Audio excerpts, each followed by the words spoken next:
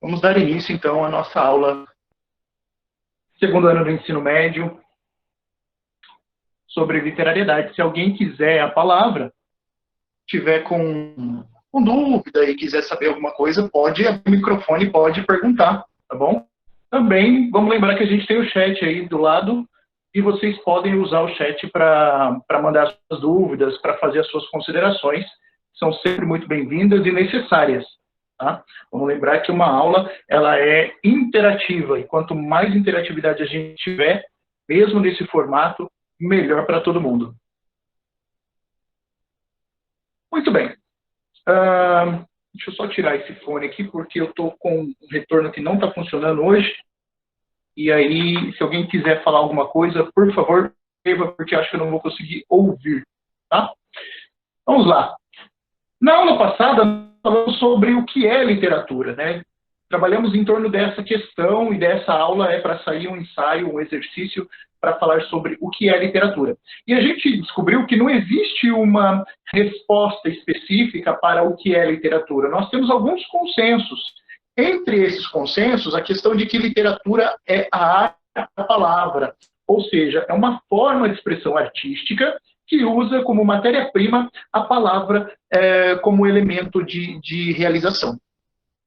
Nós vamos responder o que é literatura dependendo da época, dependendo das intencionalidades. A gente viu que a gente tem alguns elementos que são necessários para que um texto seja considerado um texto literário e venha constituir a literatura. Então, nós refletimos sobre tudo isso. Essa aula está disponível para vocês aí na Google Classroom e vocês podem acessar e retomar as orientações quando bem entenderem.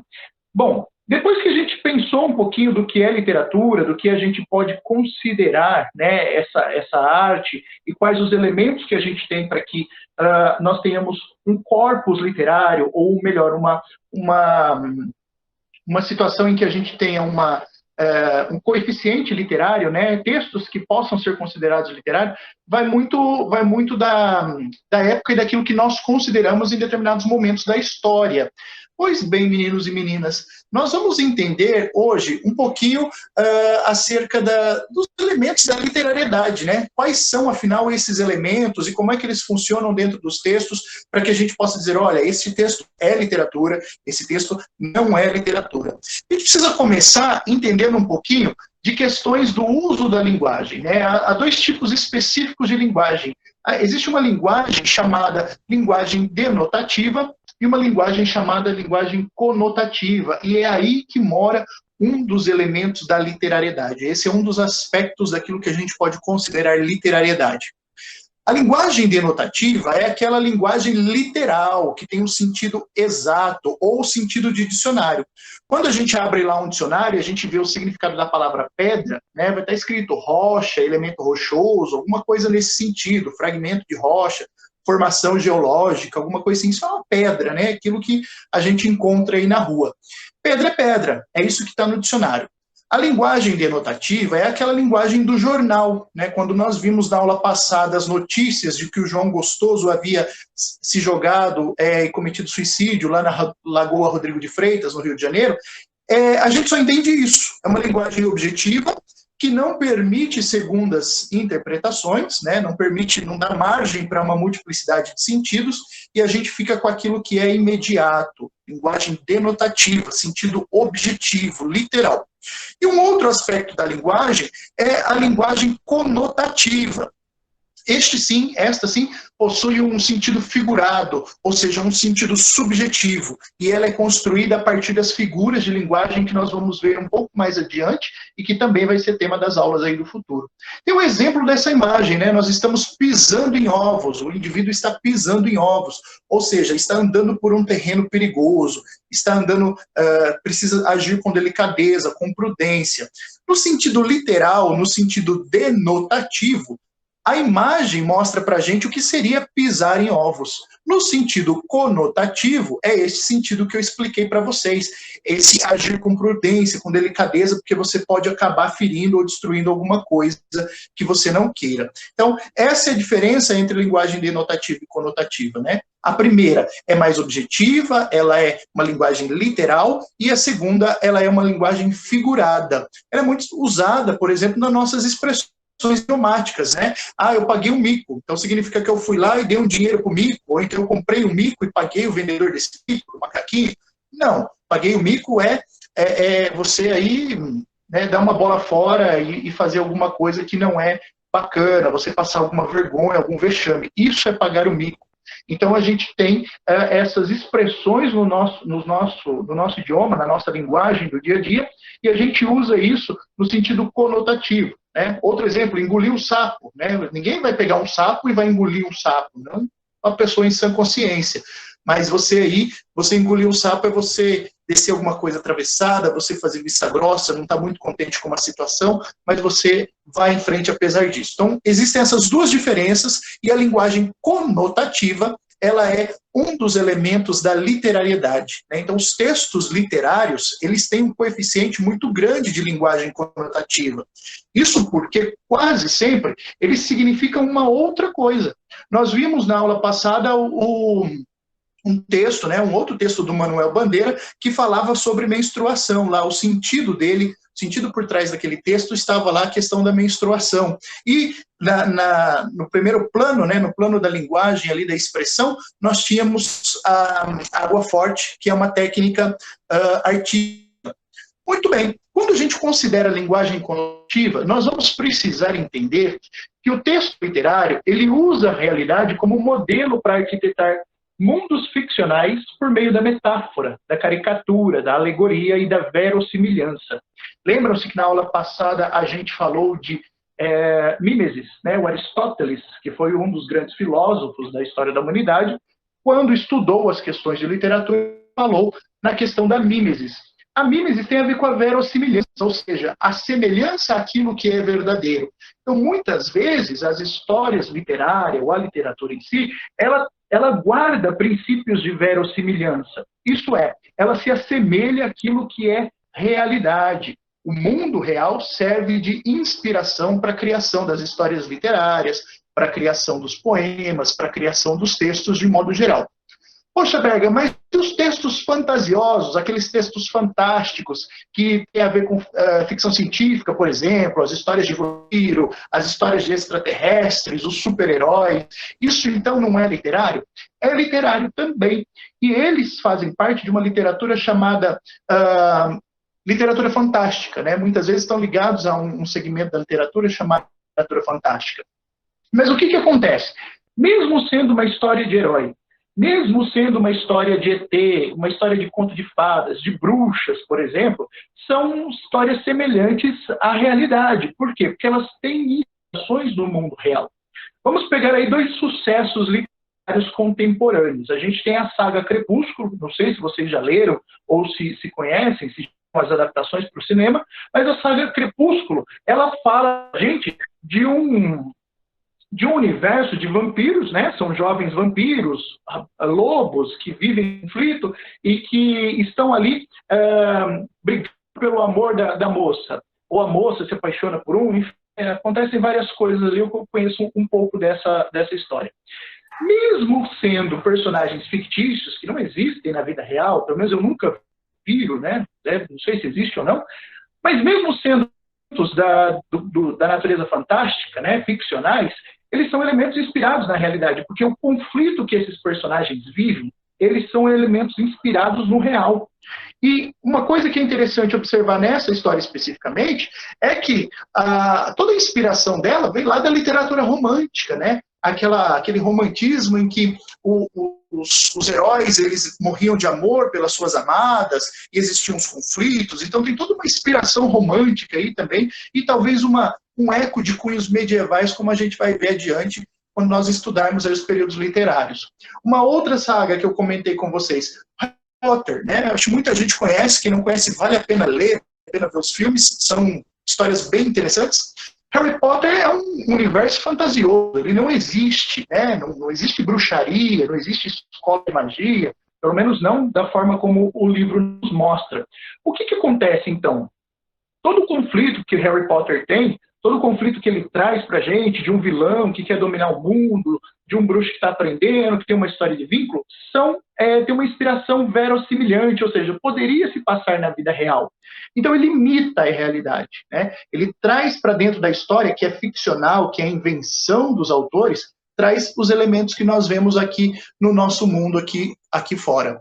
E aí eles vão construir essa ficção, essa invenção, algumas vezes inspiradas na realidade, transportam a realidade para dentro dos livros, fazem adaptações, mas uma vez que está dentro do livro, virou ficção, né? Virou imaginação.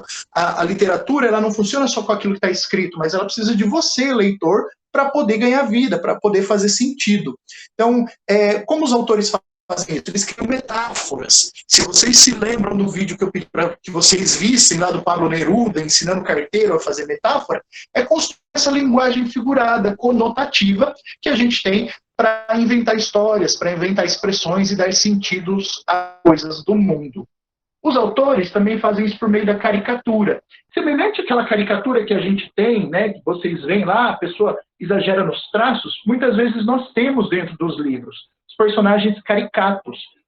Você lê um autor chamado Plínio Marcos, por exemplo, um autor da literatura marginal aqui dos anos 70, anos 80, ele vai escrever toda a miséria do povo brasileiro que vive nas favelas, que vive nos lixões, e ele vai trazer alguns personagens caricatos, né? O exemplo disso é o homossexual. Então ele traz um homossexual caricato, cheio de trejeitos, como a gente imagina que seja um homossexual, ou como a literatura pinta isso. Isso é um pouco perigoso, por quê? Porque pode criar tipos, né? E a gente não pode rotular as coisas, porque a gente sabe que funciona um pouco diferente na realidade. Mas eles fazem essas questões de caricatura. Então, existe um filme, por exemplo, chamado A Vida de Brian, né? De um grupo de comédia inglês, Monty Python. Eles vão tratar a vida de Brian, eles vão tratar de Jesus. Eles fazem uma paródia da vida de Jesus. Eu acho que nós tratamos disso quando nós vimos a intertextualidade. Também um dos elementos da literariedade, né? E da alegoria, que é fazer alusões, criar figuras para imitar essa realidade dentro dos textos. Então, o texto literário ele vai unir tudo isso para dar uma impressão de realidade, mesmo que o universo seja fantasioso, né? A gente não vai criar histórias que a gente não se identifica. Toda a literatura, por mais fantasiosa e mais espetaculosa que ela seja, vai ter uma identificação. Com isso, meninos e meninas, os autores eles dão uma ênfase à expressão, isso é, a forma como nós vamos dizer alguma coisa. Vocês lembram que na aula passada eu trouxe lá um meme da filosofia da depressão, dizendo o seguinte: você é escritor? Então me diga, eu perdi o ônibus. Ele começa toda uma agressão, ou seja, um pensamento, né? Ele dá voz ao pensamento dele para se expressar. Os poemas trazem essa ênfase à expressão de uma forma muito mais visível, né? Porque o poema ele é algo que também trabalha muito com o visual. Mas a literatura escrita, a literatura em prosa, melhor dizendo, ela também trabalha com essa questão da expressão. Vide aí um autor chamado Guimarães Rosa, um autor brasileiro, né? Bastante interessante de ser lido, bastante instigante, porque ele cria uma linguagem nova, ele cria maneiras de dizer, trabalha a questão do homem sertanejo e vai seduzindo a gente pela linguagem que ele usa. O Guimarães Rosa ele se apega a essa questão da expressão. E é isso que traz a chamada função poética da linguagem, ou seja, nós organizamos a linguagem, o corpo do texto, né, a matéria-prima, que é a palavra, de uma tal forma que ela se torna um objeto artístico, ela não é um texto comum como uma notícia de jornal que a gente vê. E nós vimos isso lá em Manuel Bandeira, quando ele pega a notícia de jornal e transforma num poema, cria uma gradação, cria todo um sentido, um significado lá, fundo para isso. Nós também temos um outro coeficiente de literariedade chamado estética. E a estética está ligada à expressão, a estética está ligada à beleza do texto. Às vezes o texto é grosseiro, o texto ele tem palavrões, ele é um texto pesado, é denso, mas ele tem beleza também, ele tem uma organização poética. Se nós olharmos para essa imagem aí, nós vamos ver um efeito estético, né? O que essa imagem mostra para a gente? Olha, uma uma moça segurando uma banana mal passada, né? E essa moça está maquiada de amarelo, ela é cheia de pintinhas, assim como a banana. Quando você une esses elementos, né, e combina as cores da banana com as cores do esmalte, com as cores da maquiagem, com essa cara de paisagem que ela está fazendo, e com essa banana do lado, isso cria um efeito de beleza no texto, né? A fotografia também é um texto visual, é um texto imagístico, né? Trabalha com os ícones da imagem. Então, esse é o efeito estético que os textos literários trazem. E é isso que diferencia, por exemplo, uma fotografia, que é uma fotografia arte, de uma selfie que a gente tira na frente do espelho do banheiro, né? Aqui nós vemos uma fotografia toda iluminada, com intenções trabalhadas. Não é à toa que essa banana está aí, não é à toa que essa moça está com essa maquiagem amarela. Existe um diálogo entre a banana e o rosto da moça que, de repente, num primeiro momento, pode causar um estranhamento. Nossa, uma pessoa cheia de pinta, que coisa, né, estranha, não é algo que a gente esteja muito acostumado a ver, mas se a gente olhar com outros olhos, a gente pode ver a beleza disso, né, a beleza que existe dentro dessa composição. E aí a gente tem um efeito estético. Deixa de ser uma linguagem comum, uma imagem comum, né, ou um texto comum, e passa a ser um texto literário, né, no caso dos textos escritos, e aqui passa a ser uma fotografia conceitual, como se a fotografia conceitual fosse um paralelo à questão da literatura. Nós também temos uma questão chamada subjetividade. O que é a subjetividade? Na aula passada, nós falamos que a literatura, os livros, os poemas, eles são como lentes do olhar do autor. E a subjetividade é exatamente isso, né? A subjetividade é a lente que a gente tem, é a captação do olhar acerca da realidade que o autor tem. O que nós temos aí nessa imagem, né? Nós temos uma girafinha desenhando, e a girafa tem um pescoço alto, adoro as girafas, e ela está ali olhando de cima. E ela está olhando, ela está pintando exatamente o que ela está vendo. E vocês podem ver que na tela dela nós temos a maçã e nós temos a garrafa em cima de uma mesa xadrez, com um pano xadrez. Isso é subjetividade, é o olhar do autor sobre o texto. O texto aí é o quadro que a girafa está pintando.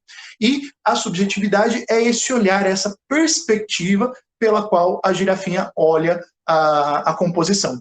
Nós que estamos de fora da cena, estamos olhando para esse texto aí. A gente vê a garrafa em pé, a gente vê a maçã redonda, a gente vê em perspectiva, né? Nós temos esse olhar sobre uma determinada realidade. Então vamos pensar assim, eu, você, a girafa, nós fazemos parte da realidade comum, deste mundo doido que nos cerca.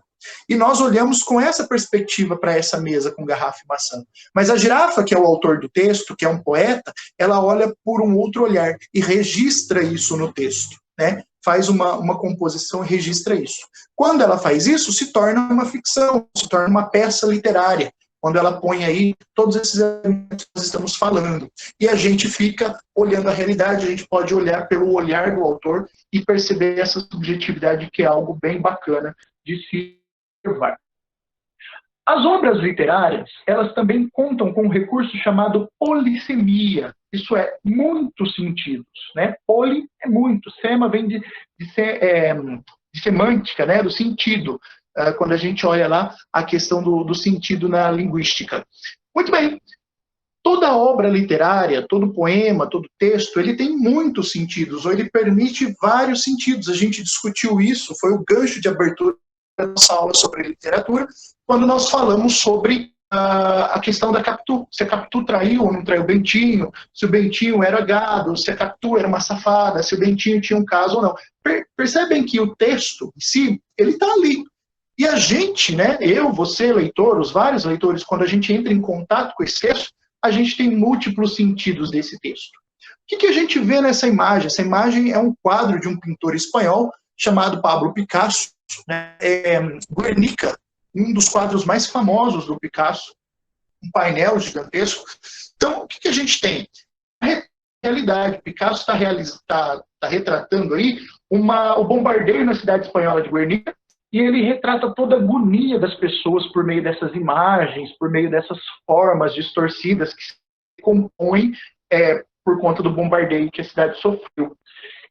Todo esse desespero, todo esse sentimento, ele é colocado dentro do texto.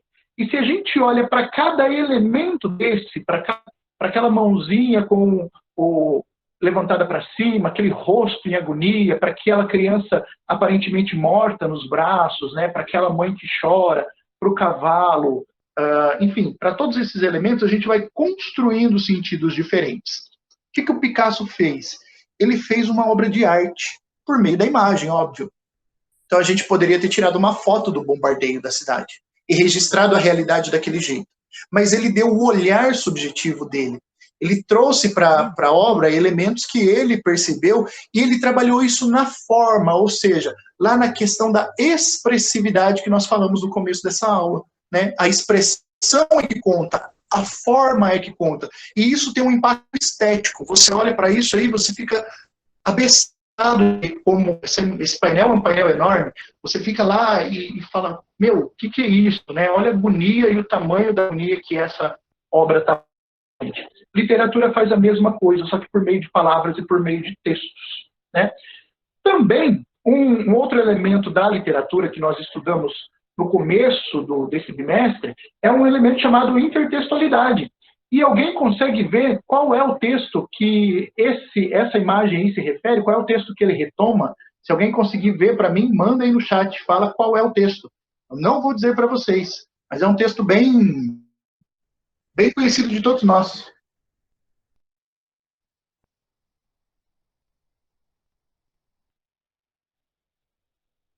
Vou dar uma dica, é um desenho.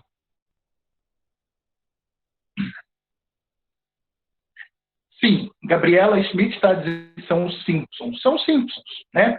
Lembra quando nós estudamos intertextualidade, lá no começo das nossas aulas de língua portuguesa, a gente fez um estudo muito grande disso, falando o que é intertextualidade, que é a referência que um texto faz a outro texto. Então, todo mundo conhece a abertura dos Simpsons, né? Todo mundo está muito acostumado, pelo menos uma vez na vida já viu a cena da família Simpson sentando, se encaixando ali no sofá para ver a televisão. Essa cena traz também a questão dos Simpsons. O que a gente vê? Os Simpsons, todo mundo sabe que também é uma família tradicional americana, né? Com todos os defeitos, com todas as questões, eles são uma caricatura do povo americano. Olha lá o que o texto literário faz. O texto literário faz caricatura, ou seja, olha para algum aspecto e amplia esse aspecto. Então a gente tem, por exemplo, o Bart, que é o garoto levado, né, o malvadinho, está sempre aprontando e coisas assim. É uma caricatura, a gente sabe que os meninos são levados e eles ampliam esses defeitos, essas qualidades, vamos dizer assim, né, essas características, melhor dizendo, eles ampliam para dar evidência do personagem. O que a literatura faz? Faz intertexto, ou seja, dialoga, faz uma referência a um texto que já foi escrito lá no passado, vai trabalhar com temas que os textos clássicos já trabalharam. A gente viu nas nossas aulas presenciais o exemplo do Camões, né? Ainda que vai dialogar lá com Camões, que dialoga com a Bíblia. O Renato Russo retoma isso na música Monte Castelo, ainda que eu falasse a língua dos homens, sem amor eu nada seria, e aí a gente vai dizer que o amor é fogo que arde sem se ver, a ferida que dói não se sente. Então a gente tem aí dois textos, né, dois grandes textos, um texto de Camões, lá do classicismo português, a gente tem o texto bíblico, que é lá da antiguidade, é um texto muito antigo, e esses textos eles vão dialogar dentro da música da Legião Urbana. A literatura permite esse diálogo, e ela, às vezes, vive muito disso. Quando a gente vê, por exemplo, de alguma forma, a tragédia de Otelo, escrita por Shakespeare, sendo retomada aqui no Dom Casmurro do Machado de Assis, né? Que vive essa coisa da dúvida, essa coisa da incerteza de traição ou não. Então, todos esses elementos, os autores trabalham e, às vezes, deixam isso mais ou menos explícito. Aqui está explícito, e aí a família acaba ganhando um outro sentido, né? Vamos lembrar da polissemia, dos múltiplos sentidos. O que a gente tem? Uma família que está se desfazendo, né? Uma família que está derretendo aí, que está toda arranhada, que tem a imagem arranhada, e isso é um elemento que é possível, são aliás, que são possíveis de serem construídos a partir do diálogo que a gente estabelece entre os textos, entre uma coisa e outra. Além disso tudo, a literariedade ela é composta também por elementos chamados figuras de linguagem. As figuras de linguagem são mecanismos, são técnicas, vamos dizer assim, de construção de textos. E essas técnicas, elas têm um impacto direto na forma como os textos são construídos e vão influenciar os sentidos do texto. Então, por exemplo, quando a gente fala figura de linguagem, a gente, e eu falar, vou pisar em ovos, vou engolir um sapo, pagar um mico, isso é uma metáfora, né? A gente está usando aí alguns elementos para dizer uma outra coisa e significar uma outra coisa de uma forma mais bonitinha, de uma forma mais rebuscada. As figuras de linguagem se dividem em figuras de som, figuras de palavra, figuras de sintaxe, que é a construção da frase, é a ordem da frase como ela é construída, e figuras de pensamento, que está ligada lá às ideias. Eu coloquei algumas, eu separei, peguei uma categorização para vocês, e a gente vai falar dessas figuras de linguagem no futuro também, tá? Porque elas é importante conhecer. Nas APs que vocês estão fazendo, por exemplo, caem algumas delas, né? A gente, olha, reconheça uma figura de linguagem. Qual é o efeito do emprego dessa ironia? Onde é que está o humor no texto? Onde é que está a ironia? Para que serve essa onomatopeia? Como é que esse texto trabalha a literação, a sonância? Como é que é a questão do paradoxo, né? Da zeugma, da própria antítese, da hipérbole. A hipérbole é o exagero. Vai falar, ai, hoje eu estou tão triste que eu chorei um rio de lágrimas, né? Olha, o exagero, isso é uma hipérbole, né? Hipérbole. E aí também posso ser um eufemista e dizer assim, olha, aquela menina, ela é... Eu ia falar assim, olha, aquela menina é burra, né? Aquela menina, ela é devagar, então eu estou sendo eufêmico, eu estou sendo delicado para dizer uma coisa mais suave. A ironia vai trabalhar com a questão das coisas contrárias, né? Bonito, hein? Bonito, né? Isso que você fez. Quer dizer, não estou achando nada bonito. Eu estou, na verdade, ironizando isso que você fez.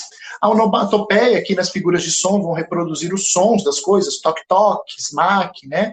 Tchau, a palavra escrita, tchau, é uma onomatopeia também. Enfim, a gente tem várias figuras de linguagem que são técnicas, são ferramentas que os autores usam para compor os seus textos e para trazer uma certa construção conotativa para os textos, sobretudo com o uso das metáforas, né, que vão servir aí e vão trazer um efeito estético, né. Quando a gente usa essas figuras, elas trazem um efeito de beleza para o texto e fazem a gente ver a literariedade dentro desses textos. E aí eu trouxe alguns textos para a gente pensar. O primeiro texto chama-se No Meio do Caminho, do Carlos Drummond de Andrade, poeta modernista brasileiro. Aliás, dica para vocês que querem estudar por Enem, vocês que querem se preparar, hoje na TV Cultura, que é na TV Jornal aqui de Limeira, às 10 para as 11, se não me engano, 10h45, vai iniciar uma série que vai passar toda quarta-feira, chamada Os Modernistas Brasileiros. O primeiro capítulo dessa série vai tratar da vida e da obra de Tarsila do Amaral, uma pintora fabulosa, que pintou um quadro muito famoso, vocês provavelmente já desenharam, chamado Abapuru. Ela é contemporânea do Drummond, do Oswald de Andrade, uma grande modernista, uma das mulheres que mais trabalhou a questão do modernismo no Brasil. Vale a pena assistir. No ano passado, a gente teve uma exposição em São Paulo, no MASP, com as obras de Tarsila do Amaral.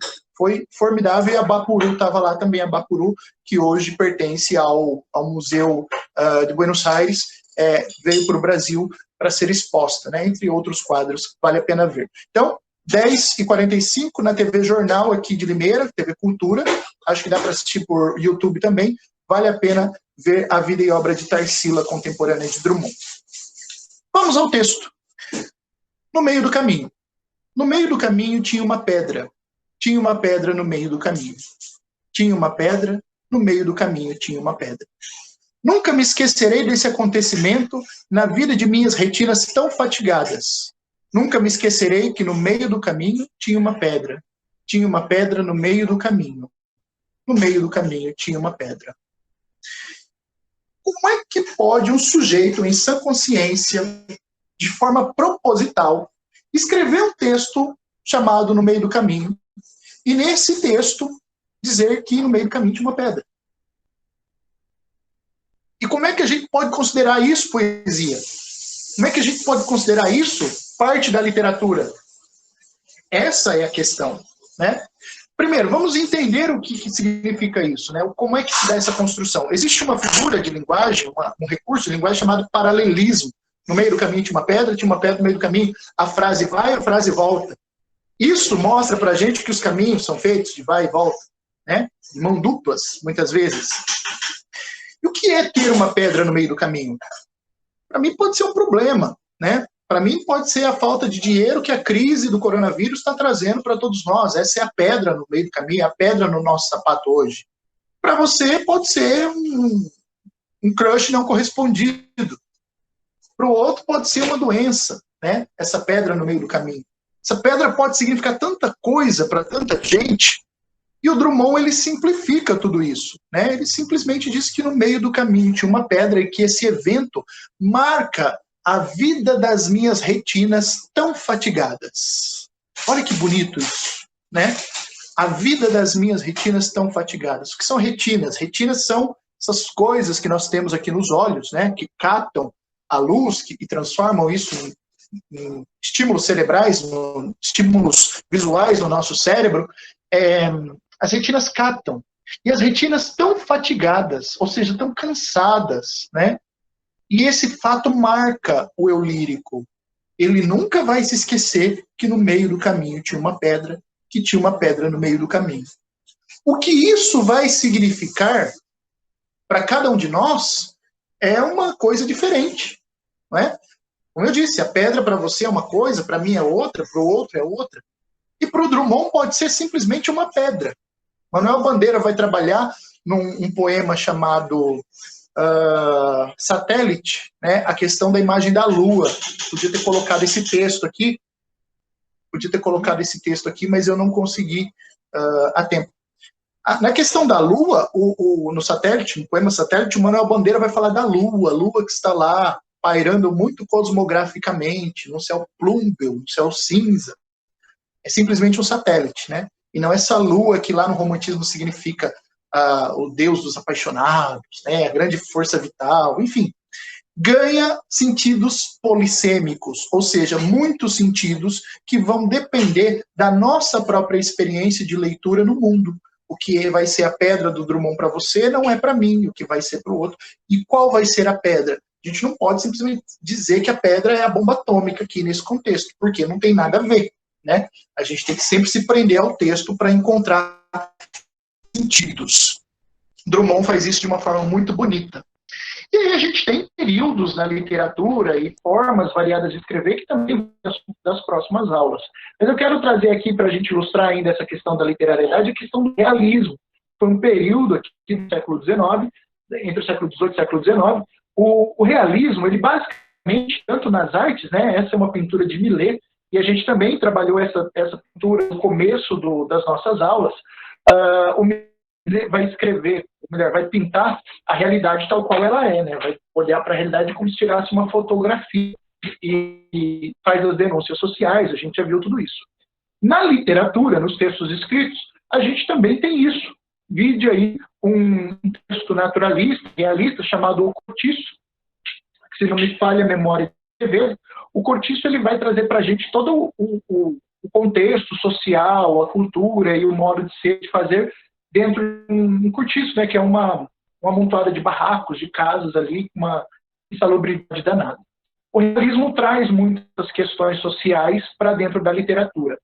As pessoas, naquele momento, escreviam de forma objetiva, literatura fria, olha, é assim que acontece, o mundo passa por essas desgraças, a gente tem essas denúncias de trabalho escravo, as crianças são exploradas, as mulheres são exploradas, e vão trabalhar essas denúncias sociais, construindo romances muito próximos à realidade, como se fossem fotografias da realidade.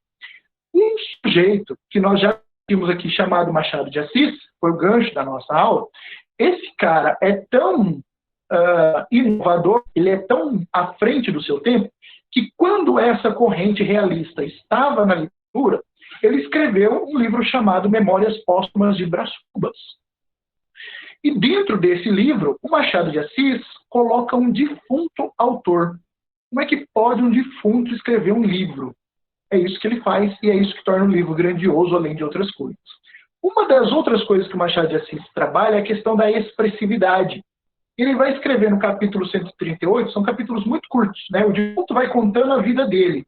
Ele vai falando como é que ele viveu, o que aconteceu, né? Vai traçando as memórias póstumas. póstuma significa depois da morte, né? Que foi publicado depois da morte. Então, o defunto autor, o Brás Cubas, ele conta a história e ele faz uma coisa que acho que ninguém tinha feito até então dentro dos textos realistas. Ele escreve diretamente ao crítico. Críticos são as pessoas que leem as obras e que falam mal. Então, o defunto está escrevendo para um crítico, né? O personagem defunto lá, o narrador defunto, vai escrever o seguinte: para o crítico, algumas páginas atrás, dizendo eu que tinha 50 anos, acrescentei: já se vai sentindo que o meu estilo não é tão lesto como os primeiros dias. Isso significa que o meu estilo de escrever não é tão rápido, não é tão dinâmico, né? Eu estou mais devagar, ele está dizendo. Talvez aches essa frase incompreensível, sabendo-se o meu atual estado de defunto, tá? Mas eu chamo a tua atenção para a sutileza daquele pensamento. O que eu quero dizer não é que esteja agora mais velho do que quando comecei o livro. A morte não envelhece. Quero dizer, sim, que em cada frase da narração da minha vida experimento a sensação correspondente. Valha-me Deus, é preciso explicar tudo. Olha como ele é sacana. Perdão. O que ele está dizendo nessa situação aí? O narrador, que é um defunto, que já morreu, que está contando o fantasma, que conta as histórias dele, as histórias de vida, ele está dizendo o seguinte: olha, eu falei isso aqui lá no capítulo atrás, e talvez você diga que o meu estilo, que eu sou mais devagar para escrever, mas eu vou justificar o que eu estou escrevendo aqui. Estou dizendo que eu escrevo assim porque tudo isso que eu estou rememorando aqui, na verdade eu estou sentindo, eu estou experimentando essa sensação. É como se eu estivesse vivo. E reescrever isso me deixa, de alguma forma, cansado também, me torna um pouco mais lento. Ele acaba com uma ironia, né? Vale-me Deus, é preciso explicar tudo. Por que isso é uma sacada literária? Porque ele está jogando com o leitor, de alguma forma. O próprio leitor, você, eu, todos nós, podemos ser críticos dessa obra. E aí o autor, né, o narrador, ele dialoga com a gente e vai moldar a forma como a gente vai ler o livro. E isso é sensacional. Por quê? Porque naquela época não se escrevia assim. E o que o Machado faz é romper um paradigma da época.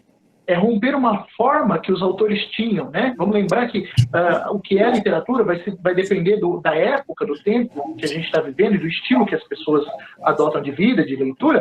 O Machado de Assis, ele rompe com esses paradigmas do realismo e, primeiro, traz um defunto autor para a história. E aí esse defunto dialoga com o crítico e fala para o crítico: olha, eu estou vivendo, eu estou sentindo tudo isso que eu estou te contando. Porque eu estou morto. E para mim é como se as memórias estivessem vivas. Isso é genial, né? Uma época em que as pessoas só faziam denúncia social. E aí, ele não contente, ele vai dizer o seguinte: olha, o nosso defunto, ele era uma pessoa muito fluente. Uma das coisas que ele não conseguiu fazer, a vida dele é cheia de não realizações, ele não viveu o grande amor, não conseguiu dar sustentação ao grande amor dele, ele também não conseguiu ser ministro de Estado, que é uma espécie de deputado. Ele escreve um capítulo explicando, título do capítulo 139, que é o próximo, de como não fui ministro de Estado. O capítulo é composto assim, por reticências. Você espera uma explicação do que aconteceu, e o sujeito vem e escreve isso. Como é que a pessoa, século XIX, vai e me escreve um capítulo só com reticências? Isso é coisa de pós-moderno, ao meu ver. Pessoas que quebram totalmente os paradigmas. Nem os modernos faziam coisas assim, tão geniais. Machado de Assis quebra o paradigma nesse capítulo. Rompe com o realismo, porque o realismo ele iria explicar: olha, eu não fui ministro porque eu não tinha determinada competência, porque eu não tinha uma boa oratória, porque eu não tinha influência política, etc, etc, etc. E aí ele explica exatamente assim. O que isso revela? O vazio da criatura, o vazio do narrador, que não tem nem palavras para exprimir o seu próprio vazio, de tão vazio que é. E aí enche um capítulo só com reticências. Isso é genial. Ele vai explicar no capítulo 140. Ele começa o capítulo 140, que explica o anterior. Olha a metalinguagem. Levanta a mão. A gente viu isso lá no começo do ano também.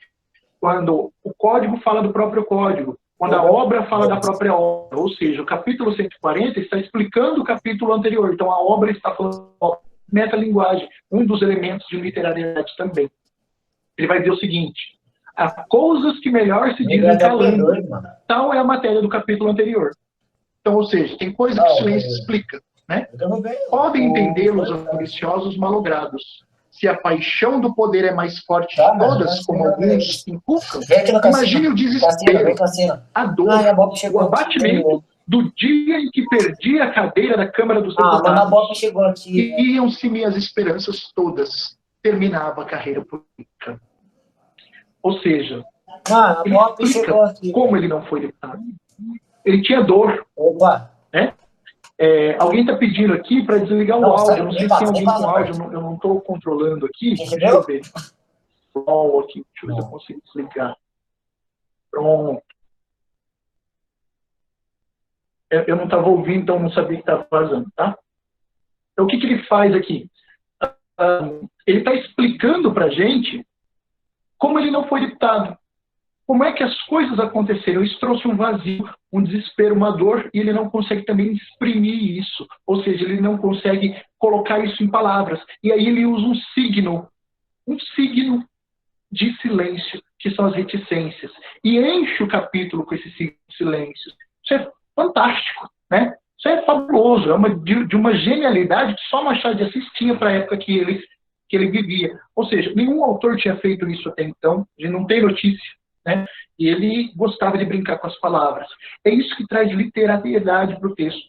É isso que traz para a gente esse coeficiente de uma obra de arte para os textos que a gente lê. E aí eu trouxe um outro textinho para vocês, para pensar na questão da literatura, lá naquilo que a gente pensou do Ezra Pound, que o poeta tem um compromisso social. Né? A Mafalda está dizendo aí, vamos ver este novo livro de histórias. E aí começa lá, olha a expressão, olha a expressão que o autor teve ao desenhar esse quadrinho. Começa com um M em letras garrafais, como se fosse um capítulo de livro mesmo. Muda até a tipografia da letra, né? A letra muda o tipo dela, a fonte muda, como se fosse realmente um livro de histórias. A Mafalda vai ler. Num país distante, vivia um ogro que comia crianças. Ela fica puta da vida, né? Droga! Sempre come a gente. Mafalda é uma criança, né? Então os ogros sempre comem a gente. Até quando vamos ser frango da natura? Olha que bonito isso, né? Ela está criticando aí aquelas histórias que os monstros devoram as criancinhas, etc. e tal. Ela fica puta da vida. Estou cheia desses livros com lobos e ogros que comem as crianças. Intertextualidade com chapéu vermelho. O lobo que comia a vovozinha, né? O futuro da humanidade não somos nós? Hein? Somos ou não somos? Carne de imprensa, é isso que nós somos. Crítica à imprensa, né? Que sempre maltrata o povo, que sempre está aí em torno das questões sensacionalistas, etc. e tal. Como nós falamos na aula passada, o quadrinho é um gênero que é mais contemporâneo e chegou a esse status de literatura contemporânea bem agora. E Mafalda, crianças, leiam Mafalda.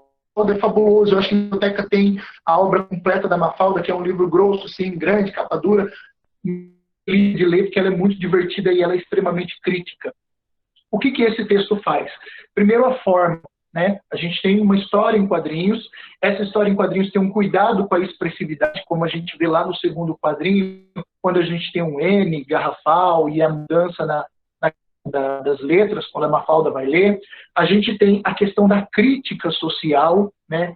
A crítica à própria literatura. Olha, essa literatura infantil é muito boba. Os ogros, as crianças só são devoradas pelos personagens.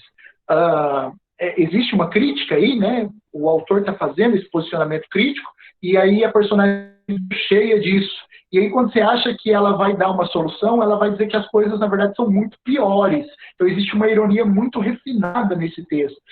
Nós todos somos carne de imprensa, é isso que ela fala no final do texto, né? É isso que nós somos. Nós não somos o futuro da humanidade, nós somos carne de imprensa. E aí, quando ela assume esse discurso do nós, trazendo para o texto um lugar de fala, né? Esse lugar de fala, de onde é que ela fala? Ela é uma pessoa, Mafalda é uma menina comum, uma menina de escola pública, uma menina argentina que vive nos arredores de Buenos Aires, provavelmente, e que traz toda a cultura argentina para dentro do texto e critica essa sociedade. Qual é o lugar de fala da Mafalda, que a gente viu lá na aula passada, né? Então ela traz esse nós, essa coletividade, traz para dentro do texto uma crítica social pesada que a gente para a própria literatura, para a imprensa, para isso, né, para a questão da leitura como um todo. E aí, comentários sobre esses 3 textos que a gente viu aqui? Dúvidas? Deixa eu pôr o fone aqui, porque se alguém abre o áudio, eu consigo ouvir alguma coisa. Agora meu retorno esteja bem ruim.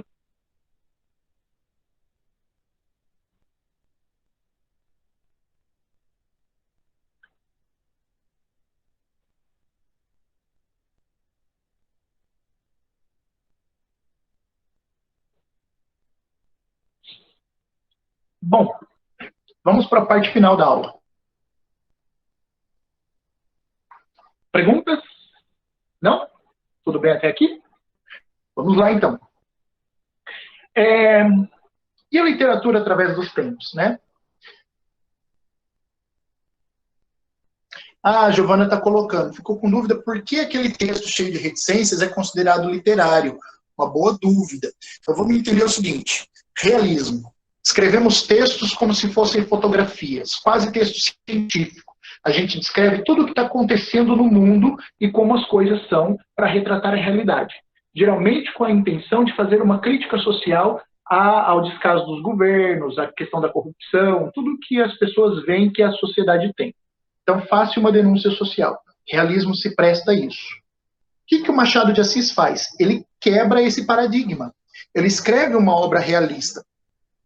Só que aí ele vai, mas é um defunto autor, como é que isso é realista? Mas esse defunto traz todos os dramas que o realismo vivia.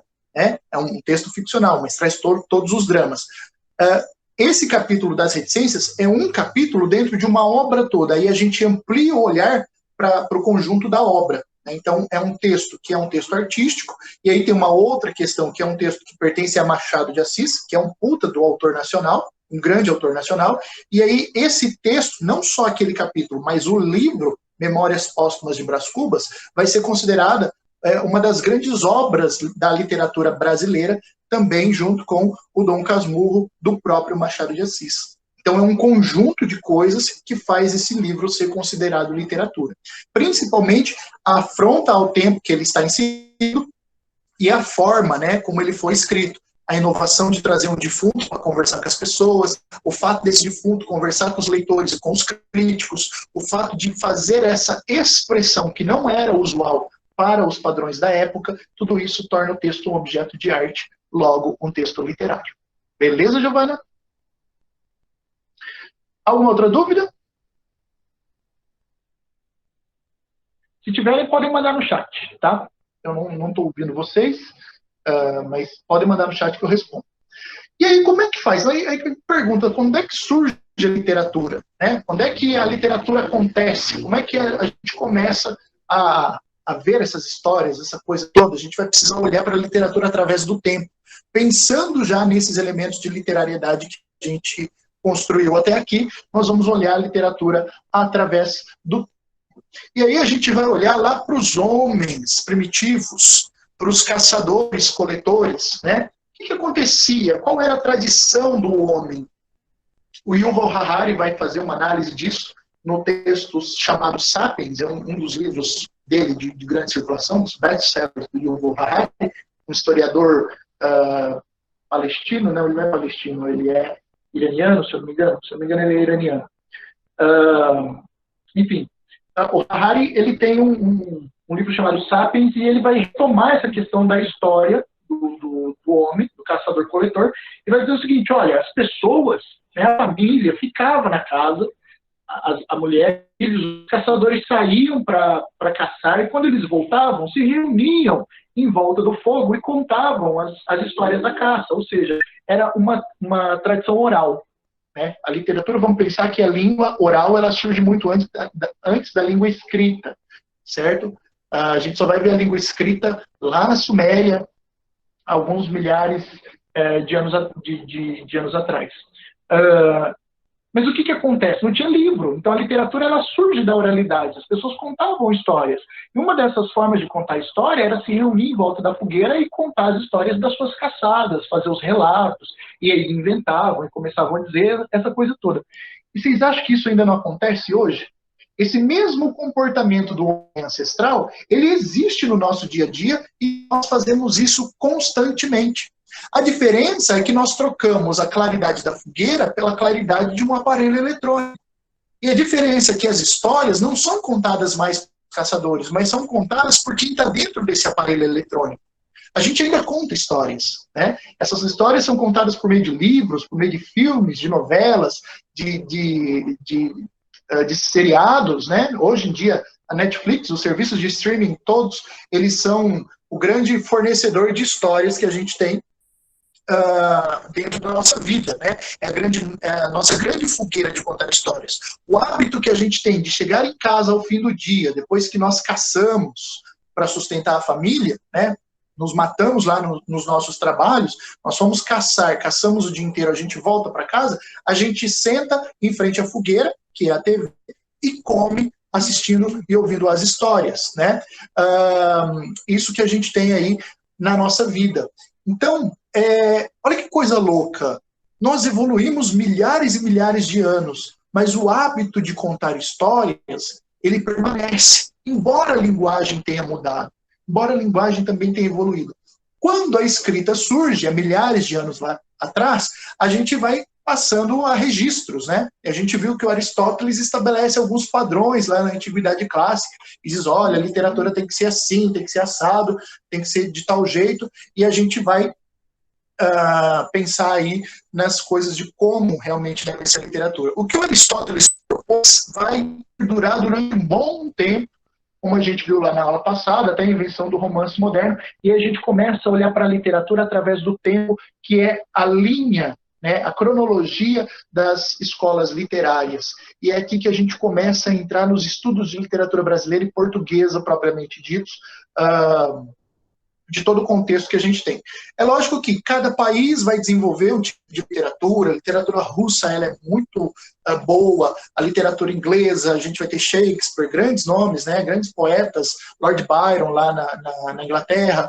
A gente vai ter a literatura dos Estados Unidos, a gente vai ter a literatura oriental, poemas específicos da literatura oriental, formas de concepções, mas a gente olha aqui para o nosso chão, que é o Brasil, e a relação que a gente tem com Portugal, e a gente observa a linha do tempo. Primeira coisa, guardem isso para o resto da vida e mais 6 meses. Quando a gente pensa em datas na literatura, isso não é exato, tá? Essas datas, elas são datas mais ou menos aproximadas e elas servem de marcos históricos para a gente não se perder. Mas não dá para dizer assim, olha, hoje nós somos modernistas, ou melhor, hoje nós somos românticos. A partir do dia 30 de maio, nós seremos realistas. Não funciona assim, certo? Porque as crises, elas acontecem. Os pensamentos, eles evoluem com o tempo. Ninguém acorda modernista, acorda barroco e decide assumir uma identidade literária do dia para a noite. Então, quando a gente vê datas, e essa linha, eu trouxe ela propositalmente para a gente refletir sobre isso, né? Essa linha aí é muito datada, é para a gente ficar esperto, tá? Não vamos considerar isso como a palavra final em termos de história literária. Existem marcos, né? A publicação de romances, como o Don Quixote, romances como os romances de Camões, enfim. Existem livros que são marcos que permitem a gente localizar mais ou menos de onde vai um período até outro, mas isso não é exato, ok? Não é exato. Então, o que acontece lá em Portugal? Em Portugal, a gente tem o trovadorismo, né? Vai trabalhar muito a questão das cantigas, depois a gente passa para o humanismo, e olha só quanto tempo dura o trovadorismo. O trovadorismo está lá na Idade Média, né? Mais ou menos na Idade Média. Ele vai durar aí coisa de 300 anos para mais. Então, olha quanto tempo as pessoas passaram escrevendo do mesmo jeito, sobre os mesmos temas e as mesmas coisas. Então, a gente tem que tomar cuidado.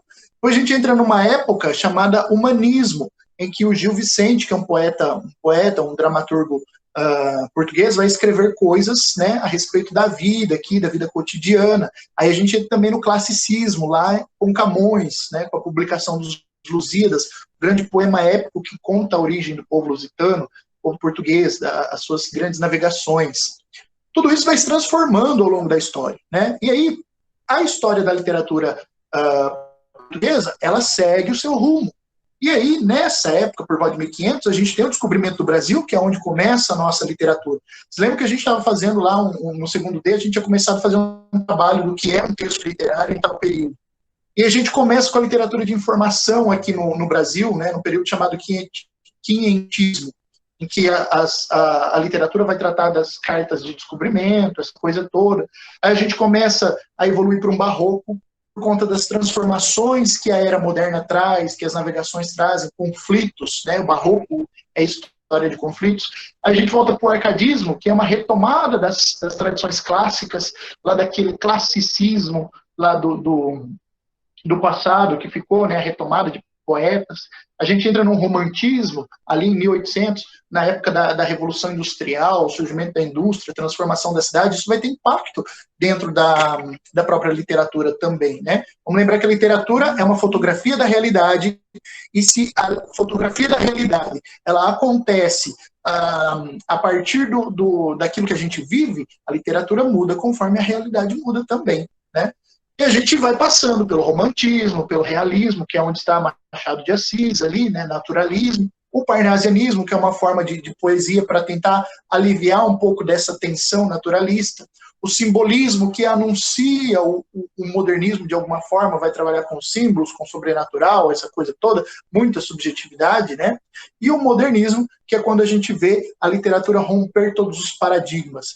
Essas escolas literárias, elas vão ser objetos de aulas específicas que ou eu vou deixar gravada e disponível no Classroom para a gente ganhar tempo, vocês podem ver, ou a gente vai fazer algumas transmissões aqui tentando enxugar cada uma delas para a gente ganhar um pouco de tempo, tá? O que acontece nas escolas literárias? Cada período tem uma característica.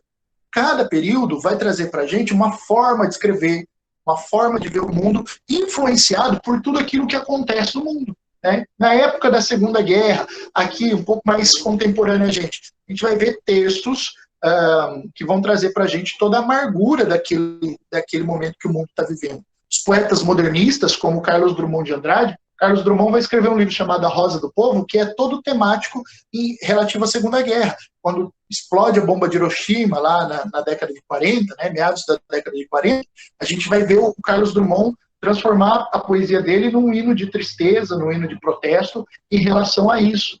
Quando a gente vê lá o barroco, né, lá mais lá atrás, a gente vai ver o barroco, que é a era dos conflitos. Olha, o mundo está evoluindo, as coisas estão evoluindo, a gente não sabe, a gente acredita em Deus, se a gente olha para o homem, se o sagrado existe, se não existe, cria-se um conflito e a gente vai expressar esse conflito dentro da nossa literatura, dentro da arte. Né? Literatura e arte caminham às vezes muito próximos.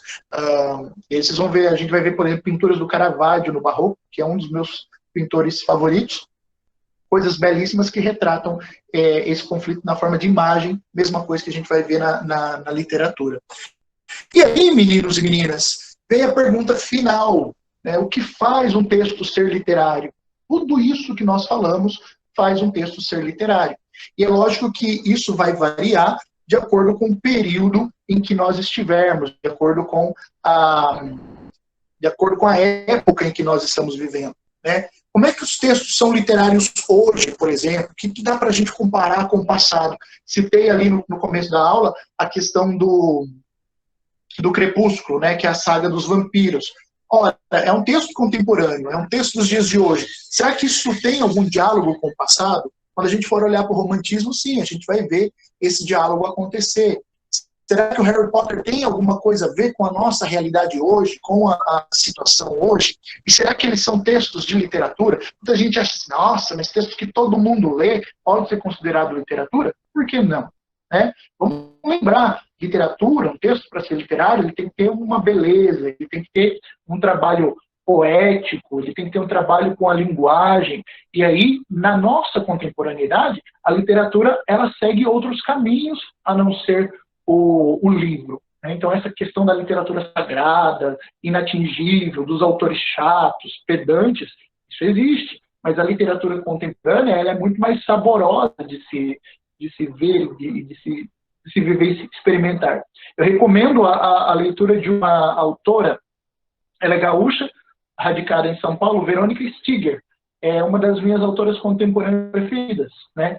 A Verônica Stiger trata desse nosso mundo de hoje de uma forma muito humorada, de uma forma muito grotesca. Os textos dela são recheados de violência, de morte, de humor, de ironia. Ela fala que a literatura não é essa redenção artística, mas que, ao mesmo tempo, não é só a denúncia social. A Verônica Stiger tem textos premiadíssimos, é uma autora premiada, mora aqui em São Paulo, e tem textos fabulosos, que super fáceis de serem lidos, textos gostosos de serem lidos, eu tenho certeza que vocês vão se apaixonar, né? Nós temos um autor também, o Santana, agora, que morreu no começo da semana, no final da semana, vítima de Covid, é um texto, um autor de contos, fantástico, né? Luiz Fernando Veríssimo, um cara que escreve humor, um escritor, um autor tímido, né? Filho do grande Érico Veríssimo, esse um cara mais moderno, clássico, né? Textos um pouco mais difíceis de serem lidos, mas ele escreve textos muito bons, que valem a pena ser lidos. E voltar aos clássicos também é bom. Às vezes tem que ler Machado de Assis, Machado de Assis escreve difícil, não sei o quê. Tem um livrinho que chama Dicionário. Usa um dicionário, né? Tem no Google, dá para ver também. Então dá para a gente brincar com essas questões. E aí nas próximas aulas nós vamos tratar do que faz um texto ser literário, no humanismo, no trovadorismo, no classicismo, começando a entrar na historiografia literária, ou seja, na linha do tempo da literatura que nos diz respeito de forma mais próxima, que é a literatura portuguesa e a literatura brasileira. Tá? E aí depois a gente vai vendo as outras escolas literárias também. Certo? Essa aula ela serve de base para vocês escreverem o exercício que eu deixei na aula anterior. Vocês têm até dia 20 para me entregar um ensaio dizendo o que é a literatura. Né? Então, coloquem aí na argumentação de vocês elementos do que nós falamos até aqui. Tudo bem, meninos e meninas? Dúvidas, perguntas, respostas, considerações? Foi difícil? Não foi difícil? Podem dizer.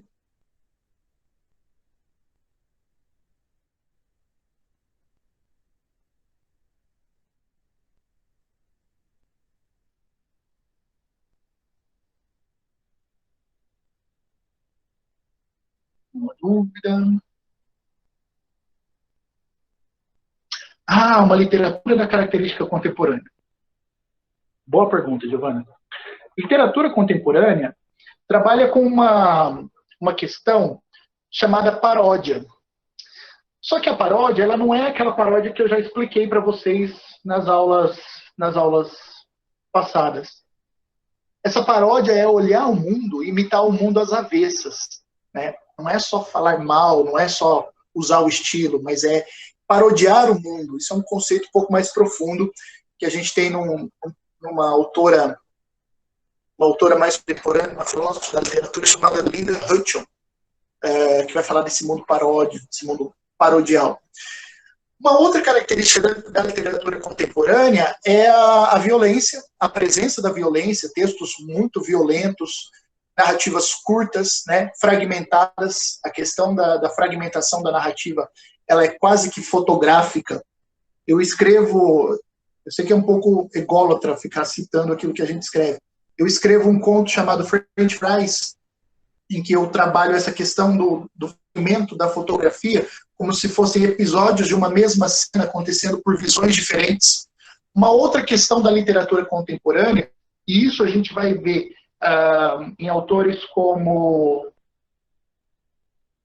cara que escreveu As Correções, que eu não lembro o nome, tem um romance que chama As Correções, que vai tratar dessa literatura pós-moderna, vamos dizer assim, mas de uma forma geral, são o autor falando com o narrador. Então, o que a gente tem que entender? A voz que a gente ouve num poema é chamada de eu lírico, seria o narrador do poema. Não é um poeta, tá? Poeta é um cara de carne e osso que vive aqui na realidade, que pode estar com a gente. E aí existe uma voz chamada eu lírico que está lá no poema. O narrador que a gente vê num livro não é o autor do livro, certo? É uma entidade ficcional, é alguém que conhece a história e que trabalha a ficção dessa história. Não é o autor. Então, uma coisa é o narrador, uma coisa é o autor. Uma das grandes características da literatura contemporânea é o autor conversar com o narrador.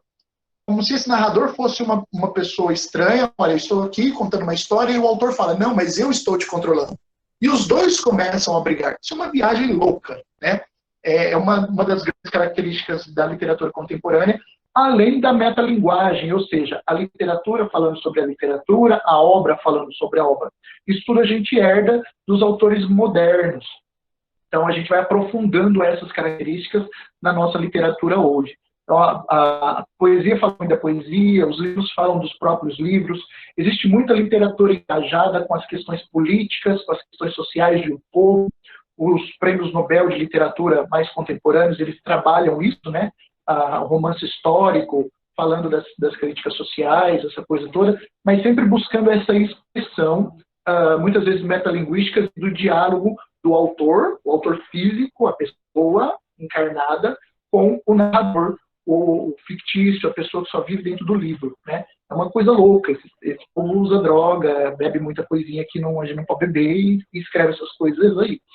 Mas é formidável ler literatura.